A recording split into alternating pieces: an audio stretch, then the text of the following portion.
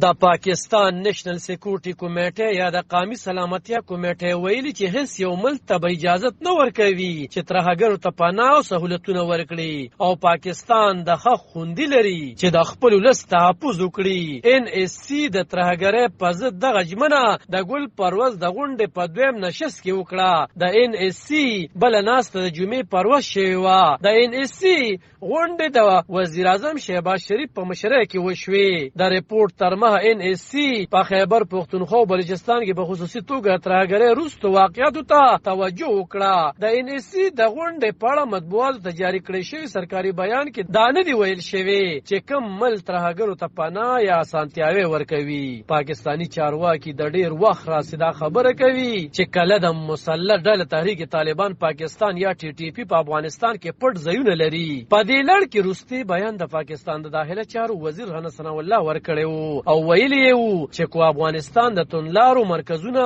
لمنځه یو نړل او مطلوب خلک پاکستان ته ونسپارل نو پاکستان سره دا قانوني صلاحیت شته چې په افغانستان کې د نن توندلارو مرکزونه په خپل وځپي. د پاکستان داخله وزیر دا خبرې د ایکسپریس نیوز سره په مرکه کې کړې دي. درانه ثناء الله د بیان په جواب کې د افغانستان واکمنو طالبانو خبري درانه ثناء الله د بیان په جواب کې د افغانستان واکمنو طالبانو خبرداري وکړه چې افغانستان لا وارث نه دی او طالبان آماده دي چې د خپل هیواد د علاقايي سلامتۍ او آزادۍ نه دفاع وکړي. د ملي دفاع وزارت اعلامیه د پاکستان د کورنیو چارو وزیر د رستو څرګندونو په تړاو ملي دفاع وزارت په افغانستان کې د پاکستاني طالبانو تحریک شتون او په هغوی په افغانستان کې دننه د احتمالي برید کولو په اړه د پاکستان د کورنیو چارو د وزیر رستو څرګندونې پارونکې او بې اساسه بولي. د طالبانو دفاع وزارت چې مشري طالبانو د تحریک بانی او پخوانی مشر مولا محمد عمر زوی مولا یعقوب کوي د اتوار پروز یو اعلامیه کې درانه ثناء الله خبرو تر د عمل څرګند کړو. د طالبانو اعلامیه د پاکستان د کورنیو چارو د وزیر دا خبرې چې ګینه افغانستان کې دننه